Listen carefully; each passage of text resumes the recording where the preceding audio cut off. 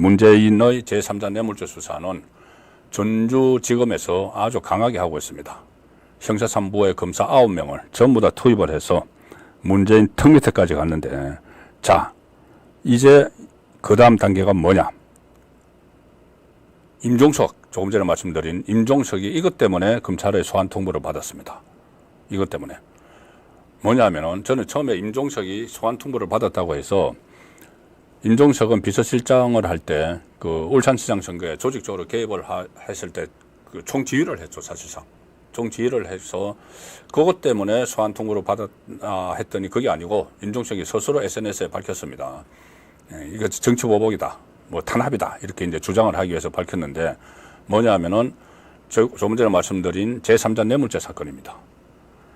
이 2017년 말에 이제 청와대에서 비공식 회의가 열렸는데, 그 비공식 회의에서 조금 전에 말씀드린 이상직을 중소기업진흥공단 이사장, 중진공 이사장에 내정을 하는 결정을 했습니다. 거기에 이제 인사수석인 조현옥도 참석을 하고, 그 참석자들이 다 이제 소환이 된 건데, 임종석은 그 회의를 주재를 했겠죠. 왜냐하면은 대통령 비서실장은 대통령실에 청와대에 인사위원회가 있는데 인사위원장입니다. 중요한 인사는 인사위원장이 회의를 주재를 해서 그때 인사 추천을 하는 인사수석, 그리고 그 당시에는 인사 검증을 하는 민정수석, 그리고 실무적인 일을 하는 총무비서관, 이렇게 쭉 참석을 해서 인사위원회를 엽니다. 그런데 그 인사위원회 위원장이 임종석이었고, 그 자리에서 듣다 보다 못한 그 이스타항공 창업자 이상직을 중진공 이사장으로 내정을 하죠. 그럼 왜 갑자기 내정을 했을까? 뭐 대통령이 지시가 있었으니까 했겠죠. 그러면 문재인 대통령은 왜 그걸 지시를 했을까?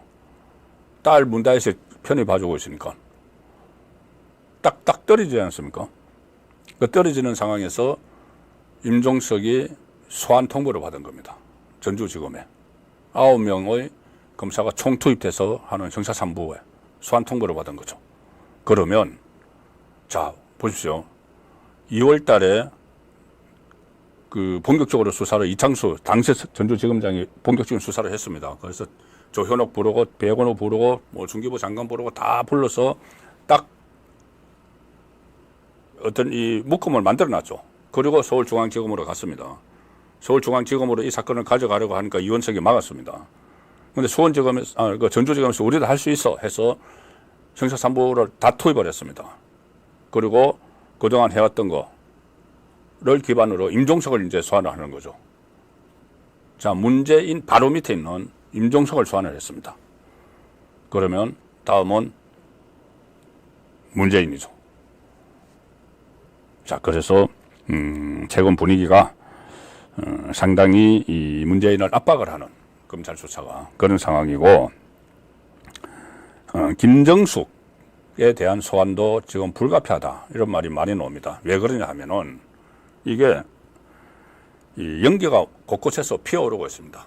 그러면 한 번은 불이 당겨지겠죠.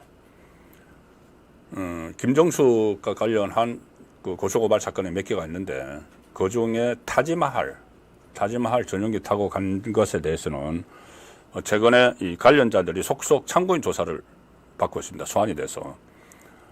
이 당시 그 문체부 과장, 왜냐하면 문체부에서 그때 4억 원 예비비를 긴급 편성을 해서 전용기를 띄웠죠.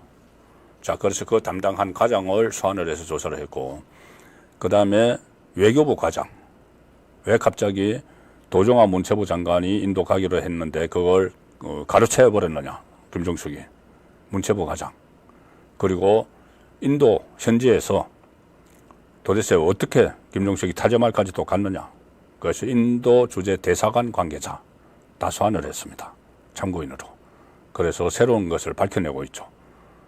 두 가지 이 거짓말을 했는데, 이 문재인 김종숙 쪽에서 하나는 인도의 모디 총리가 초청장을 보내왔기에 갔다. 자, 문재인도 책에서 그렇게 이야기해서 이게 시작이 됐죠. 초청장이 보내와서 갔는데 가기 싫은 것 같다. 영부인의 첫 단독 외교다. 뭐 이런 이야기를 해서 이제 이 논란이 다시 시작이 됐죠. 그러니까 초청장이 와서 갔다. 이것 하나고 또 하나는 타지마할 관광지 거기 그 유적지 거기 간 거는 인도에 가서 현지에서 결정됐다. 현지에서 그 인도 당국이 한번 들렀다 가시는 게 어떠냐 해서 그래서 뭐 권유를 받아서 현지에서 결정해서 갔다 왔다. 이 두 가지를 이야기했는데 인도 대사관에 근무했던 관계자는 거짓말을 할 필요가 없죠. 그 현재 공무원입니다, 여전히. 이 관계자가 그거 아니다. 우리 외교부에서 인도 대사관으로 공문이 왔다. 뭐 김정숙이 가기로 했다. 그러니 인도 당국의 초청장을 확보를 하라. 초청장 보내주세요. 이렇게 됐다는 거죠. 먼저 초청장이 온 게 아니고 셀프 초청. 그게 확인이 됐고 또 하나는 타지마을 현지에서 결정? 아니야. 그거 선발대가 왔는데 보통 이제 저도 청와대 출입할 때 보면은 대통령이 해외 출장을 갈 때 선발대가 갑니다. 선발대가 가서 동선을 다 체크를 하고 숙소 같은 거 다 보고 뭐 기자들이 사용할 프레스 룸 만들고 그리고 뭐 식사는 어디서 하고 일정은 어디 하고 동선을 다 파악하죠. 선발대가 가서. 그런데 이거는 대통령이 간 게 아니고 대통령 배우자가 갔는데도 선발대가 갔다는 이야기죠. 선발대가 갔는데 선발대가 이제 동선을 파악을 하는데 선발대가 가서 타지마할까지 갔다 왔다는 겁니다. 선발대가. 타지마할도 점검을 했다는 거죠. 그러면 현지에서 타지마할을 가는 걸로 적시해서 결정했다. 이게 또 거짓말이 되는 거죠. 그래서 이제 이런 그 부분들이 있어서 결국은 4억 원 국고 손실을 했기 때문에 전용기 타고 가고 막 해서 그러면은 참고인만 다 조사하고 끝낼 건 아니죠. 김정숙을 소환을 해야지 뭐가 되는 거죠. 그리고 김정숙을 소환을 한 김에 또 이것도 있습니다.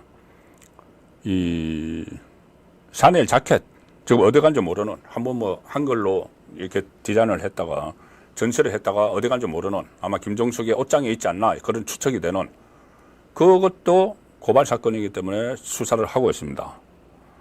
그 관계자들도 참고인으로 막 조사를 했죠. 그때 뭐 전시를 이렇게 했던 사람들하고 조사를 했습니다. 참고인들은. 그리고 경찰에서는 또 뭐라 하냐면은 감봉권 특활비 가지고 막 옷하고 구두를 뭐 수천만 원어치 샀다. 이거를 의상실 담당자를 또 불러서 참고인으로 조사를 했습니다. 그러면 참고인만 조사를 하다가 다 끝나면 안 되는 거죠. 실제로 몸통을 불려야 되는 거죠.